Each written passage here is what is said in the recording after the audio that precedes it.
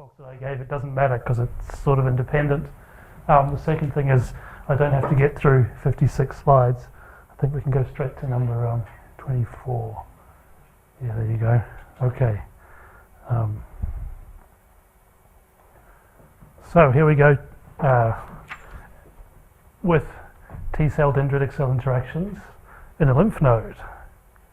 Is this supposed to work?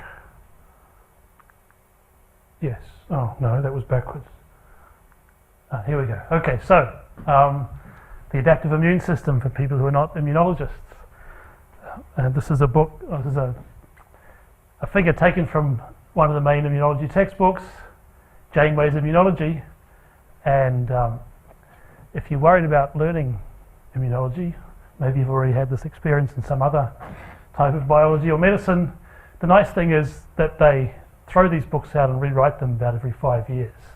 So if you've read an undergraduate textbook in the last 5 years, chances are you're better informed than the average immunologist. It's quite nice. And they are stunned by the idea that you could bring a mathematician from the 19th century back to life and ask that mathematician to teach undergraduate courses, and except perhaps for mathematical biology, it will be just fine. Okay, immunology is not like that at all. Stuff that they'll just tell you is true. Ask them again 10 years later, and it's not true. Oh, we never said that. Obviously, did. Okay, so the idea is that some nasty stuff, some pathogen, gets in. Maybe it's through a cut in your skin. There are some cells whose job it is to ingest the stuff. They go around ingesting anything they can find. And so if there happens to be some nasty bugs that have got into your system, they ingest them. They present them on their surface, and they go to a place, one of the places in your body called a lymph node, where they meet T cells. So lymph nodes get inflamed when you've got a serious infection, so you notice them, under your arms and your neck and so on. They exist for two reasons. One is so that dendritic cells can meet T cells, and the other one is so that we have more convenient boundary conditions for our partial differential equations. So this is the type of diagram that you'll see in immunology textbooks, and it's very nice. There are arrows and diagrams and so on, and you can get a Nobel Prize for finding out a new shape or something that goes on a diagram like this. But when you start to think about this like a physicist, mathematician, computational person, whatever it is, it starts to drive you batty. What does this arrow mean? How does the cell know where to go? Is it moving on its own bat? Okay. What does this red arrow mean? Okay. How many cells are there? How many of these little red things and green things are there on the surface? Okay. So all these types of quantitative questions, they don't tend to ask. If you ask them, they say, "Oh, that's a good question." So maybe I'm just saying that there is a role for people like us in immunology, partly for all these reasons. Okay, so in particular, here's a paper that we published with Philippe Bousseau's group. Susanna Celli was the main experimentalist, published in a journal called Blood. And so the question was, how many dendritic cells are required to initiate a T-cell response? Now, you might know that there are lots of different types of T cells in your body, either from my talk a few weeks ago or just because you know it some other way. But only a very few of those T cells recognize any one type of pathogen. Okay, so there might be in your body, even in this lymph node, millions of different types of T cells, but only a handful of them are the type of T cell that this dendritic cell, which is presenting a particular pathogen, has to meet in order to initiate the immune response. Okay, so how many T cells of various types was the subject, you might say, of the first talk that I gave, and the question in the title of the paper that I just showed you is how many of these dendritic cells are there? So how many dendritic cells are there in a lymph node? They're much shorter-lived beasts that they float around in your skin, for example, when they'd be called Langerhans cells, and they go to the lymph node, and once they've been activated in some way by presenting a pathogen, they only live for a few days. All right, so I'll talk a little bit about the experiment first, and then I'll get onto some maths shortly. So if I was rattling through these slides, it would only take me half an hour. So based on past experience, it'll take me about between 2 and 3 hours to get through these slides, but that depends on how many questions you ask me. So that's just because it's, if I just do that, will it work? Yes, okay. Trying to play a movie. Okay, so this is a snapshot from a movie. So the point is that now you can actually see with techniques that have been available for 10 or 20 years, cells inside a lymph node of a living animal, a mouse in this case, labeled in a clever way.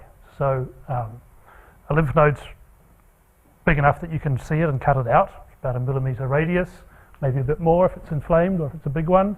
And this is a little part of a lymph node, and it doesn't really look very good on this just one snapshot, but one little green thing is a dendritic cell and one little red thing is a T cell. Okay, computational models are much nicer, so we can use a sphere as our domain. The little blue things are T cells, and the bigger things, which started off green, are dendritic cells. So they are actually bigger. I'll come back to that. And what surprised immunologists used to thinking about arrows and things going places and chemical signals from one cell to another, when they first produced images and then stacked images together to make movies and looked at the way these cells were moving around, they were surprised in the first years of the century that those cells seemed to be just moving around randomly. Okay, and they started to do a little bit of analysis, plotting the mean squared displacement against time and so on, and it really does look quite a lot like Brownian motion. There's arguments about that, but it's basically random. So for the purposes of this talk, I'm going to assume that that's true, that the T cells in the lymph node are moving around by Brownian motion, and in fact, even more simple, the dendritic cells are not moving at all. A structure in the... Sorry? Oh yes, there is. I'll come back to that at the end of the talk. So yeah, exactly. So how do you make a video like this? You label some cells, not all of the cells, okay? So it looks great from the point of view of someone like you or me who likes Brownian motion to see these things moving around in a sort of random way, but actually it's quite deceptive in many ways, not least of which is that the lymph node is a completely crowded environment. It's like a big bag of squishy balls all sliding past each other constantly. So if you only label 1 in 1,000 of them, that one cell seems to be moving around like Brownian motion, and you sort of can't help but think of Brownian motion in free space, but it's only an approximation, remember, okay? And even more than that, the lymph node is not just full of cells that can move around, there are also some other structures, okay? I'll come back to that, like I said. All right, so how do these encounters actually happen? Okay, in fact, how does it happen soon enough to save your life? Because the whole point of the story is the nasty pathogen gets into your body, okay, it starts reproducing inside your body, and if it reproduces and you don't have an immune system, it will kill you, okay? But if this event happens where a particular type of T cell recognizes the pathogen, that T cell makes copies of itself and is able to mount what's called an immune response, which is able to kill the pathogen before it kills you, hopefully, okay? So it's a question of time. Which wins? Does the adaptive immune response get going first, or does the pathogen reproduce happily in your body and end up causing you major problems, perhaps death? All right, so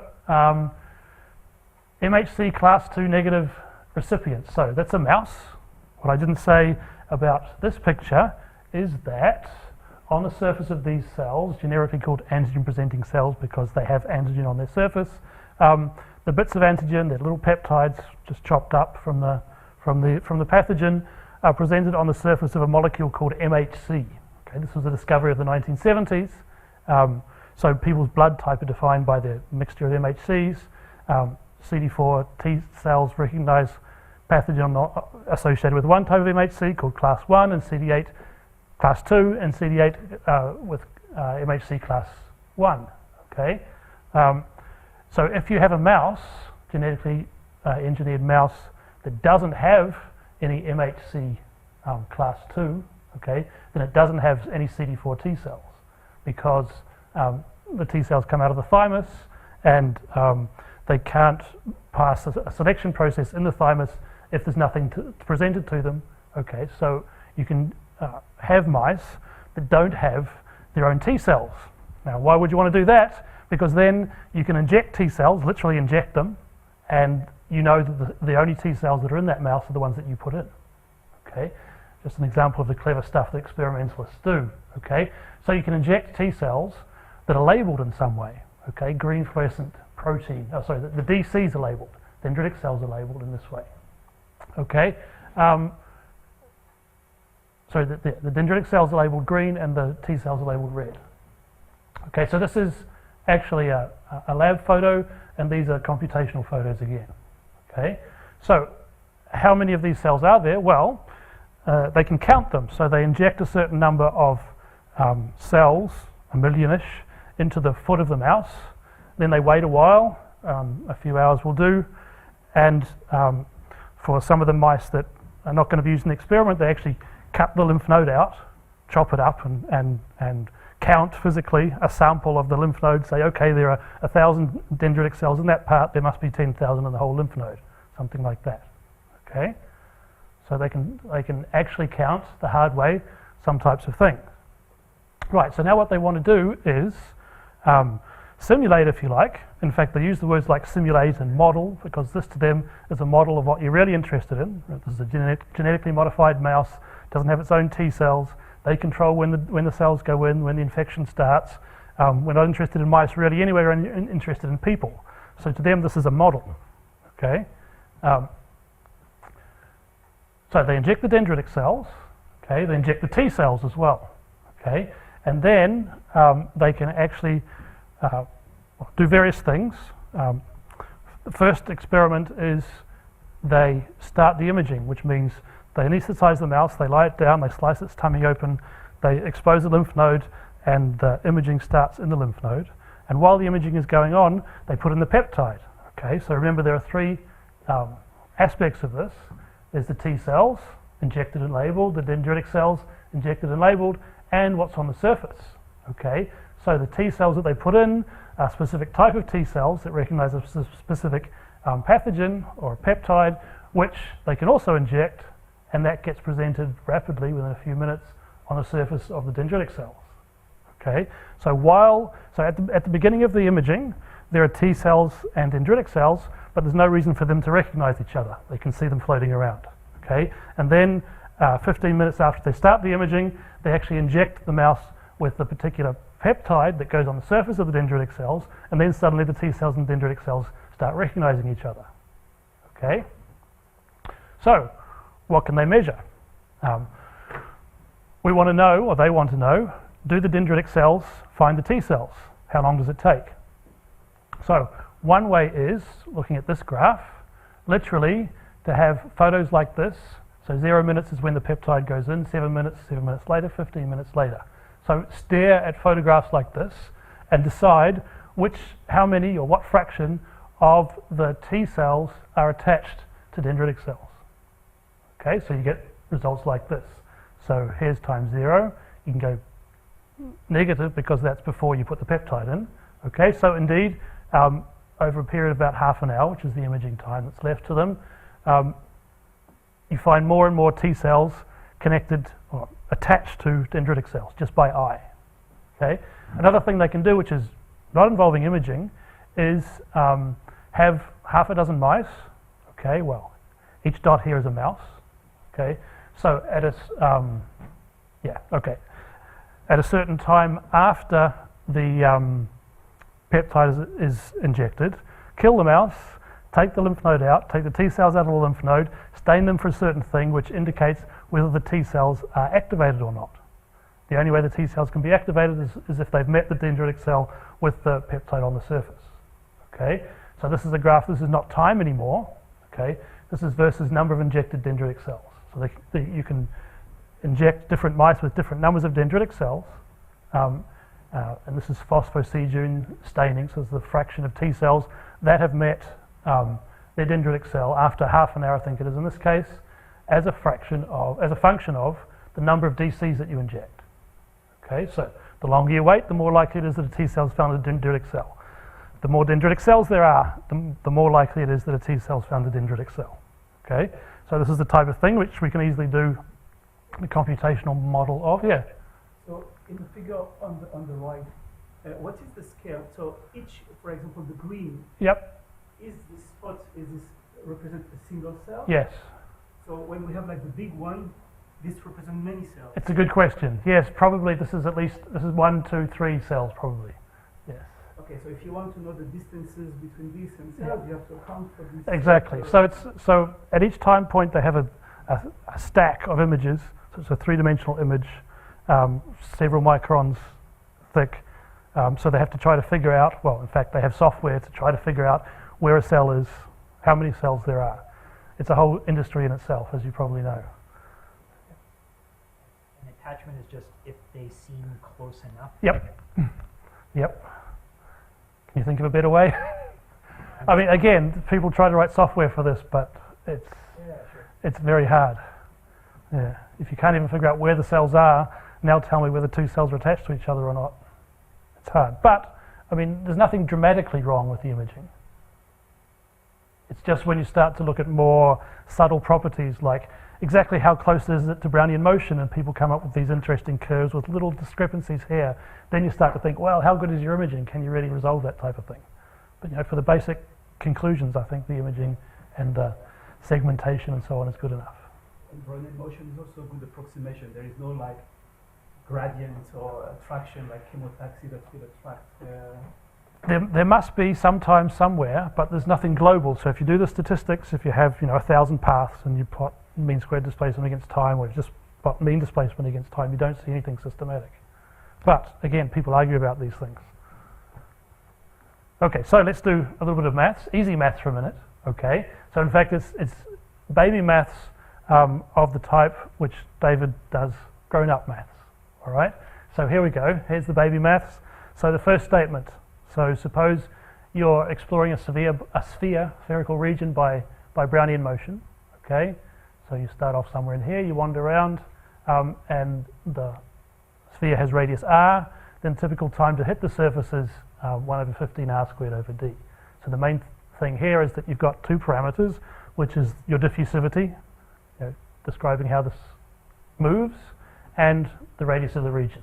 So the only remaining question is why 1/15. I'll do that briefly on the next slide. But let's just put this in and think about the particular example at hand. Yeah. So, but do you assume that you start at the center of the Not yet. No. This is an average overall starting positions. Okay. Yeah. Yeah. Okay. So this is the type of statement you get out of an experimentalist. On the one hand, they'll say it moves by Brownian motion, and then the next sentence they'll say the mean velocity is 8 microns per minute. Okay. So nevertheless, let's take this and estimate d from it, and in that case, indeed, to explore something with radius 1 millimeter, explore in the sense of find the edge, indeed the time is about 1 day, which is what you'd expect or what you want from immunology. Okay, so yeah, No, 3 dimension. 3, yeah. Okay, so mean time to hit the boundary satisfies that equation. Let's make life easier for ourselves. I told you it's baby maths by assuming spherical symmetry. Okay, so we just have to solve this equation. There's the general solution. So we have to put that the mean time is 0 if you already start on the boundary. At 0, if you start in the center, it's not infinity. Okay, that fixes your two constants. So this is your function, which you probably teach your undergraduates. The only slightly clever thing is multiply by 4 pi r squared, integrate from 0 to r, divide by 4/3 pi r cubed. Okay, so that gives you the 1/15. But actually the important thing is the r squared over d. Dimensional analysis, you've only got two parameters. How do you get a time? Take r squared over d. All right, that was the first bit of baby maths. The second thing, an interesting fact which you might know, in 3 dimensions, if you ask yourself how long does it take something going by Brownian motion to hit a spherical target, well, it's a silly question because you have to say what's the probability that it ever hits it, and that probability is just b divided by r naught. So the radius of the target is b, and how far you start from its center is r naught. Okay, so you're not guaranteed to ever hit it. Okay, what's going on here is that dendritic cells are called dendritic because they have this dendritic form, fingers waving around. Okay, so what we're assuming here for the purposes of simplicity is that if you get within a radius b, which is quite large in this sense, then you'll make contact with that cell. So the T cell is spherical-ish and compact-ish, and the dendritic cell is bigger and has dendrites, so its effective radius of attraction is larger than the radius of a T cell. So we'll take the T cell to be a point particle and have the dendritic cell have radius b. Okay, so now I've got three parameters. I've got D, I've got capital R, and I've got B. Okay, so as I said, the lymph node exists so that we can have convenient boundary conditions for our equations, because if we're in three-dimensional space, where's it gone? We never hit anything, okay? But if we're confined to a region, radius capital R, and our target is conveniently in the center, then we can easily do the calculation. Okay, so first of all, what's the probability that you hit the small one before the large one? Okay, that's easy as pie. Okay. Secondly, what's the mean time now to hit the target? Okay, so now you're wandering around, and if you ever get to radius capital R, you bounce off, so you can't just wander off arbitrarily far. So you are guaranteed to hit the target sooner or later, and you can ask yourself how long it takes. Now we've got three parameters, so here's at least one way of making a quantity with the right dimensions, R cubed over BD. So R is the big radius, B is the small radius here, and D describes the diffusivity of the blue path. Okay, so again, the only question was, if you like doing a calculation, how did I get 1/3 and not some other factor? Just integrating over all possible initial conditions again. Okay, so I've made life simple for myself. This is baby maths, and if you try to do anything non-spherically symmetric, you very rapidly get into complicated maths, but it's tremendously interesting stuff, because you also want to know things like how long does it take your Brownian walker to find an exit, things like that, and David can tell you more about this than I will ever know. Okay, so here's a simple equation. So we start off a distance small r, we're trying to find a target which has radius b, which is nicely concentric. Okay, so this is the mean time starting from r. So again, I multiply by 4 pi r squared, integrate from b to r now, okay, divide by slightly reduced volume, and I get that. It's not an exact formula, but remember b is much smaller than r, so that's the leading term, and that's what I'll be using for the purposes of Philippe Bousseau. Okay, so back to the experiment. So now we can start to do some theory for his experiment. Okay, so how long would we expect it to take for a T cell to find the dendritic cell? Okay, how would we expect the time it takes to vary with the number of targets? Okay, well, there are actually three things we can do, and Philippe Bousseau said to me that the number one thing he learned from collaborating with us was that there are two types of theory. One is just a computation, okay, and one is a theory as in the formula, okay. So maybe that's a trivial statement for everyone in this room, but he'd never thought of it that way before. He'd never distinguished between what to an applied mathematician is perfectly good enough as an experiment, which is a computational experiment, and a theory which is making some approximation like this. Yeah. Sorry, just one question. So is in your simulation, is that the true scale of the lymph node relative to the cells? Or is that a little piece of the lymph node? No, it's okay. The cells are too big, yeah, for the purposes of What's visualization. The ratio of So the radius that we end up taking for B is 20 microns, I think 20, no, maybe 12. Anyway, between 10 and 20, okay. And the radius of a lymph node is like 1,000, so it's a millimeter, so it's 1,000 microns. 100. Yeah, exactly. Yeah. Okay. T cells are smaller, maybe radius 5 microns. Okay. So the first thing that we actually do, people like you and me, I guess, is compare any theory that we come up with to a computational experiment. Okay. So that's what that is. Probability of encounter against time. So the dots are from a simulation, and the curves an experiment. A theory which is as follows. Okay, so I've got a rate well, I've got a mean time. I can make a rate by taking 1 over it. So my mean time was r cubed over 3 dB. My rate is 3 dB over r cubed. So what's the simplest assumption I can make? The probability that you don't find any T cell before time t is e to the minus alpha times a times t, where alpha is there, a is the number of targets, and t is time, obviously. Okay, so you don't encounter anything before time 0, and it decreases thereafter. Now suppose there are n T cells looking for a targets, then the probability that no T cell encounters any dendritic cell looks like this. That's the simplest assumption you can make, and that's actually what goes in here, and it works certainly well enough, because you can't really develop a more complicated theory for something like this, or if you can, you're not going to gain much. Okay, so the interesting thing actually starts now, because you might say, here's a half-baked mathematical and computational theory for an extremely sophisticated experiment. What is actually our contribution here? Well, this is just a model. Okay, so what they do is they inject 1 million dendritic cells. They inject 1 million T cells, all of the same type. Okay, in reality, you don't have 1 million T cells of the same type in your lymph node waiting for the peptide that you just happen to inject at the right time. You've got half a dozen. Okay, so why don't they do the experiment in physiological conditions? Because they wouldn't see anything.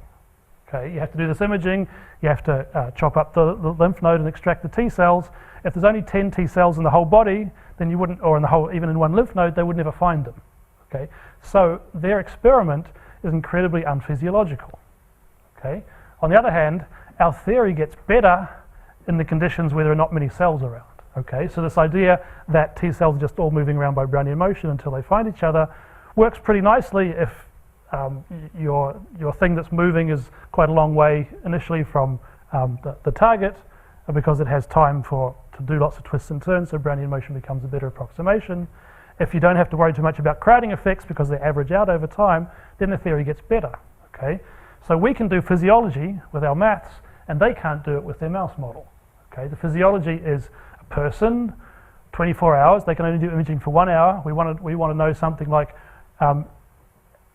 what's the probability of a T cell finding its target in 24 hours, not in a half an hour to 1 hour that they can do the imaging experiment for. Okay, so they have far too many targets, 10 to the 4-ish, okay, and their experiment is running for 30 minutes. We want to extrapolate our theory to times of about 24 hours, and the question, the title in the paper was, what is A? How many dendritic cells are there? Okay, so here we go, everything put together. So just a reminder of the experiment. So the DCs are injected, the T cells are injected, the peptide is put in at a certain time that they control. Okay. Here's one thing they can measure: percentage of attached T cells as a function of time. Hard work staring at images. Another thing they can measure: percentage of activated T cells as a function of how many dendritic cells you inject. Hard work, mice die, you have to take the lymph nodes out, and so on. Okay. Here's what we can do: simple computational model and simple analytical expressions that are supposed to summarize what we've learned. Okay, so here we go. First of all, the probability that a T cell does not encounter any APC, just that exponential function, T in the exponent. Okay, so now we've got the idea of a half time, if you like, the time at which a T cell has a 50% chance of having encountered at least one APC. Looks like this, the usual log 2, so put this equal to a half, take logs of both sides, so T half is log 2 over alpha times A. Alpha has the right dimensions. Okay, now there are n T cells present, same thing. Okay, so the number of APCs that yields a 50% probability of at least one encounter in time t looks like this. So now we've got this idea of a characteristic number of targets, A star, okay, so to have a probability 50% of an encounter in time t. So now I've got log 2 alpha nt, so log 2 is a number, n is a number, alpha has inverse time, and you multiply it by time, okay, so this is just a number. Let's carry on with the analysis a bit and remember what alpha was. So alpha is 3dB over r cubed, okay, when b is much smaller than r, okay, so I can put that in there. That's what A star looks like now. And now let's think about the density of T cells, so number of T cells divided by volume, so there's n, okay, so n divided by 4 pi r cubed is the volume, okay, and this thing called the precursor frequency. Okay, so there might be, let's say, 1 million T cells in a mouse lymph node. What fraction of those are specific for the pathogen? Okay, so if phi is 10 to the minus 6, then there's 1 cell. If phi is 10 to the minus 5, then there are 10 cells. Okay, precursor frequency is something that they talk about a lot. Okay, so let's do it the way they do it and rewrite our expression like this. Okay, so now we've got just numbers, density, diffusivity, B, so T is 24 hours, and everything depends on 1 over phi. Okay, so that's the formula that, in the form that they're happy with it. I'll show you why in a second. Here we go on the next slide. All right, so just a little summary. So here's T cells probability of encounter as a function of time, just goes up like that, simple 1 minus exponential form. Okay, and I can change the exponent and get different curves at different times as a function of number of APCs. So that's like one of the graphs that they did. Okay, same thing here. This is something that they can't do in an experiment. This is extrapolating the experimental ideas now. Okay, so as a function of number of APCs in the lymph node, what's the probability of at least one encounter in 24 hours? Okay, so it looks like this. If there's 1 T cell, 10 T cells, 100 T cells. And then finally, this is the graph, which is just this formula. Okay, so the characteristic number of targets, number of dendritic cells in the lymph node, is proportional to 1 over phi. Okay, so you can stare at this if you're an immunologist and you can say, okay, I believe that the precursor frequency is 10 to the minus 6, therefore the number of APCs that I need is, I think the number turned out to be 83, so just less than 100 on a log scale. That's how many number of dendritic cells in a lymph node. Okay, that was nice for several reasons. Okay, it's always nice to summarize what you want to tell experimentalists in a simple formula, but secondly, there's nothing in this formula that's specific to a mouse or indeed the size of the lymph node. Okay, so if you believe, and people do, that the precursor frequency is similar in a mouse and a human, then the mouse experiment, at least in that sense, is a valid model for a human. All right, now coming back to a question, which is what's the internal structure of the lymph node? Okay, which is related to why people think that it may appear that T cells execute Brownian motion inside a lymph node. Okay, so there is actually an internal structure, a reticular network, okay, and people believe that T cells like to be on this, it's randomly distributed spaghetti, if you see, but static, okay, so if it's going along a piece of spaghetti, when it comes to a junction, it makes a turn and goes along another bit and then makes another turn and so on. After a few turns, it's going to look like Brownian motion. So this is a computation, sorry. Is it a relation of filaments moving along or is it a relation of channels moving through? Channels, did you say? Is it actually filaments moving along here? Here, okay, so I mean, in reality or in this? Reality. Okay, so in reality, it's more like filaments. I mean, they're not inside something, they're going along something, okay? This fibroblastic reticular cells make a network and the T cells seem to slide along it. So they're not inside tubes, it's on a, okay. So this is a computational model where instead of just having free space inside a sphere, we set up a static network. Okay, so the blue dots are not cells anymore, they're just the nodes, so we can see them, okay, joined by straight lines. Okay, so the special thing about this is that each node has 3 edges. Okay, so this is one little cell moving along with constant velocity. Okay, so now it just moves along with constant velocity, and when it gets to a node, it chooses one of the 3 directions with probability 1/3 each.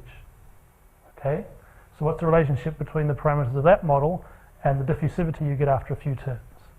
Okay, so it turns out that if you define beta to be the mean edge length, so all these edges have different lengths, some distribution, and alpha to be the mean squared edge length, okay, then D is proportional to V times alpha over beta.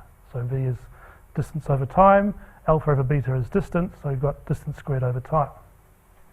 Okay, you could have guessed that just by dimensional analysis, and again all you have to do is a little calculation to work out what the constant is. I think it's here. Okay, so think about something. Think about just going in a straight direction, going in a straight line for a certain time, choosing a random direction, going in a straight line for a certain time, and so on. What's the diffusivity that you'll have after lots of turns? Okay, so all you have to do is work out the mean of x squared plus y squared plus z squared divided by 6t, and it's like that, which is VL over 6. So the constant, well, I'm not quite there yet. So that's VL over 6. That's just if you always go a distance L. Okay, but now the distance that you go is also a random variable. Okay, so it's not difficult to see that now. If the distance is a random variable, so L in here is a random variable. If its mean is beta and its mean squared is alpha, then you get that relationship. Yeah. So how, I mean, I can believe the formula, but what I don't really see in the formula is sort of, you know, because you could have a network where, I mean, it's still a network, but it's just a straight network, if you see what I'm saying. So you know, all the filaments are sort of like on the plane, and the only thing that you do is sort of like turning from time to time. So I mean, I don't really see then how you would have. So I think if you're saying this is not the same as this, then you're right. I mean, I would expect somewhere in the diffusivity or hidden behind doing the calculation of diffusivity to have some notion of how connected yes. the network Excellent. is. That's exactly right. Okay, so taking a step back, so this is Graham Donovan in Auckland and I. So first of all, when we started to do this, we thought, oh, there's huge whole books about networks. We must just be able to look up a standard algorithm to generate a network like this. I never found anything useful in the slightest, so we just did it however we could. Okay, what sort of connectivity should we have? Well, it seems to me that this network is formed in the embryo by something which grows in branches. So therefore, let's make every node have connectivity 3. That's just what we chose. Okay. If you ask the experimentalists, can't you go and look at these, because they can actually see, they believe, these networks. Can you give us a distribution of edge lengths and connectivities? So yeah, they'll go outside and have a good laugh, and then they'll come back and show you a couple of photographs. Okay, produced at enormous cost and great difficulty. So you just have to make reasonable guesses. Okay, but even at this level of abstraction, okay, so this is not the same as going in a straight line, choosing a random direction, going in another straight line, because there are only 3 directions you can choose from, and one of them is the one you just came from. Okay, so the main change to this formula comes whether you allow yourself to turn around and go straight back the way you came or not. In fact, it produces a factor of a half.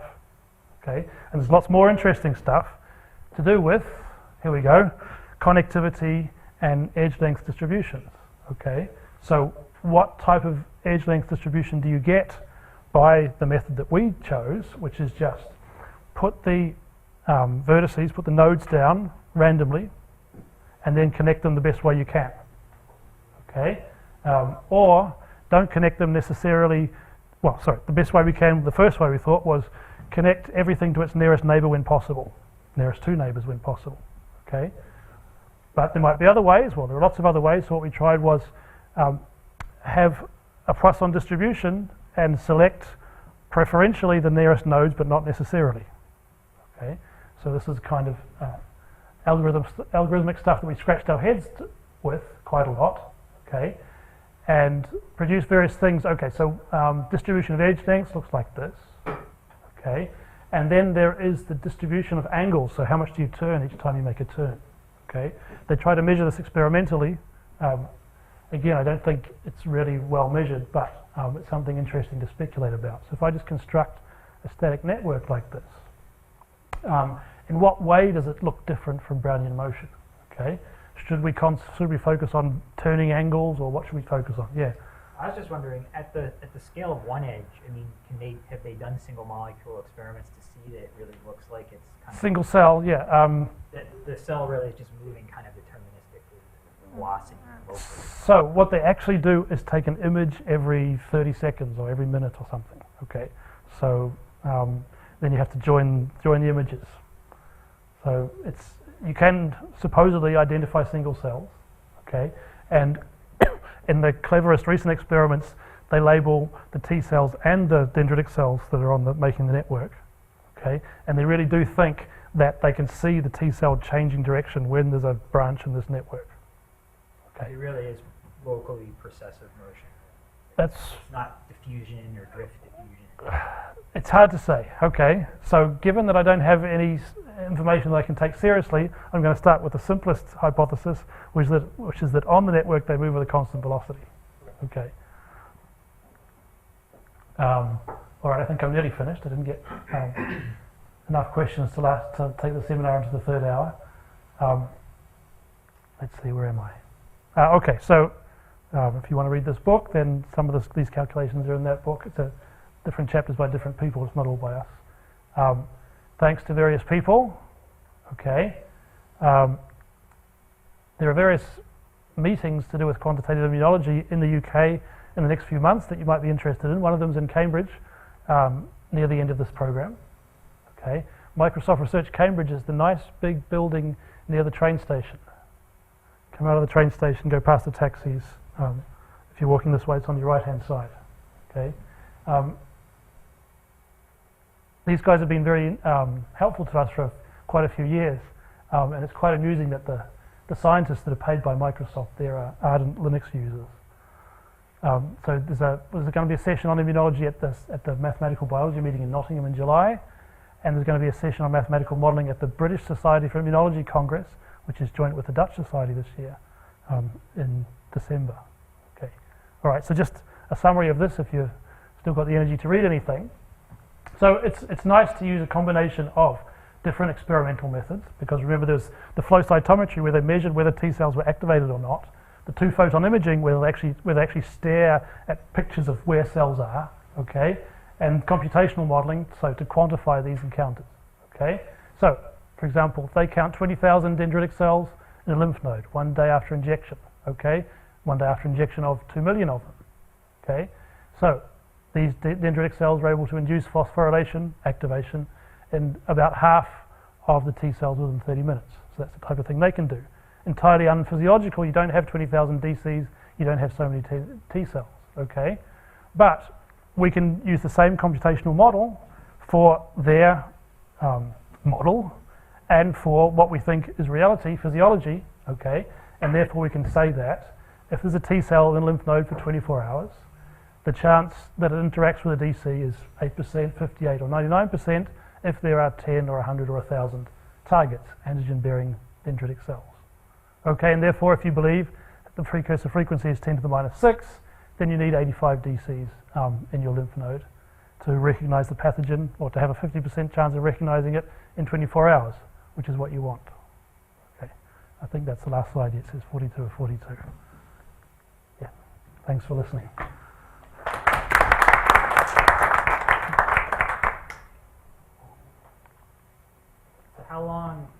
How long does a T cell and a DC interact with typically when they? Good question. Okay, so normally if there's no recognition, they just touch, they literally slide past each other and then go off again. Okay, but on the other hand, sometimes you can see when the T cell and dendritic cell recognize each other, they stick for 24 hours.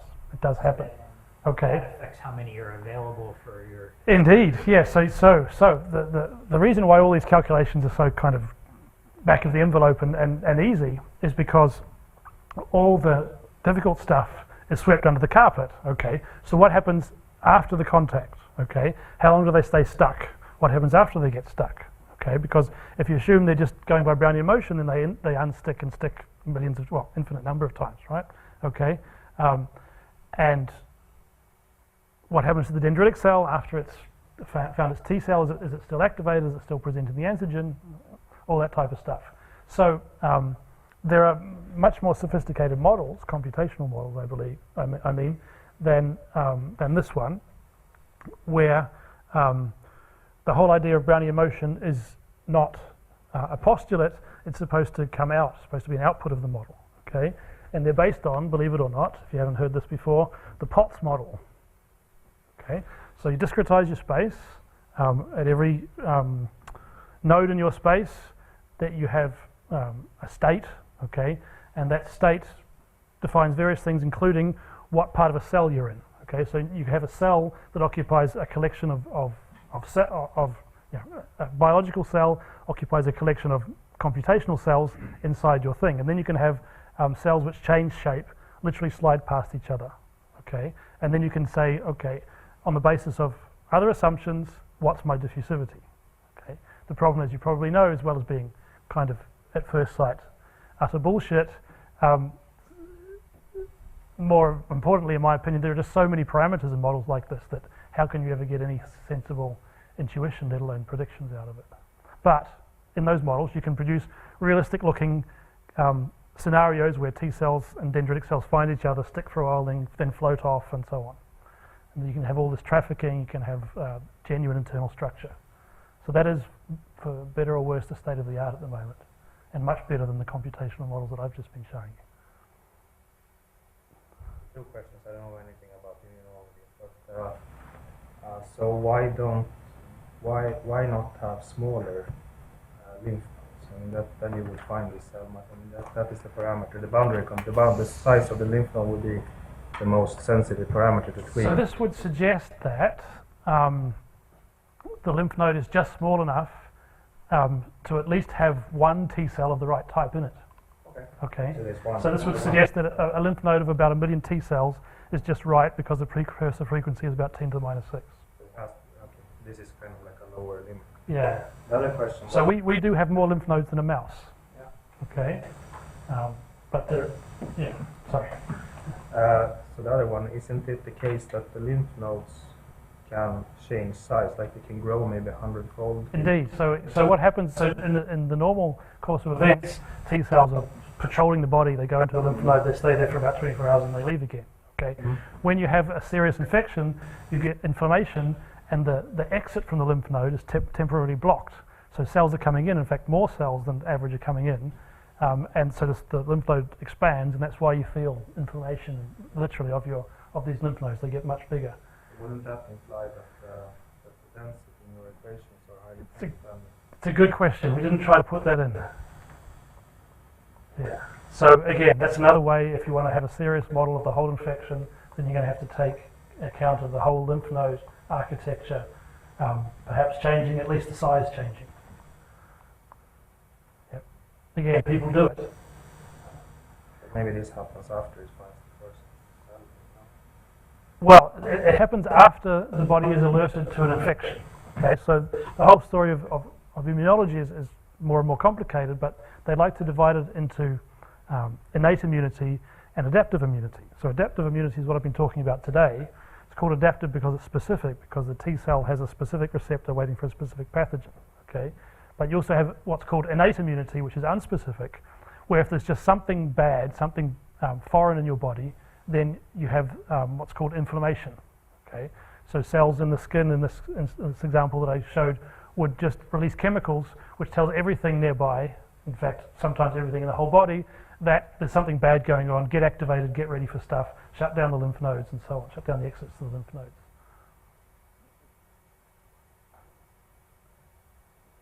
So what do we know about the distributions of the pieces on the dendritic cell that are chopped? PMHCs on the surface. On the surface.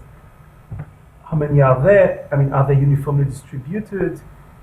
I guess they're all not the same. Is it important to account for this? Yes. Okay. So what's reasonably well measured is firstly the number of T cell receptors on the surface of a T cell. Okay.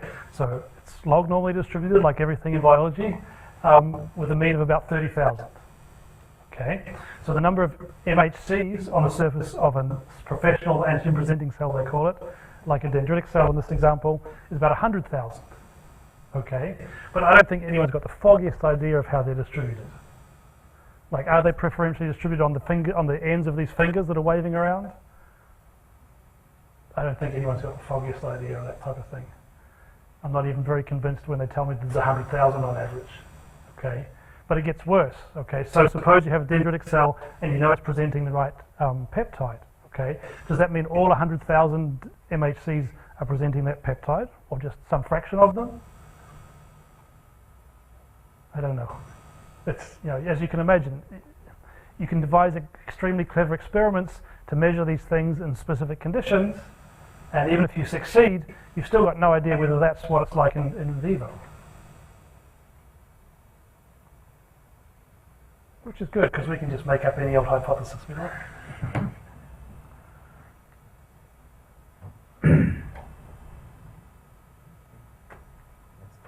Great.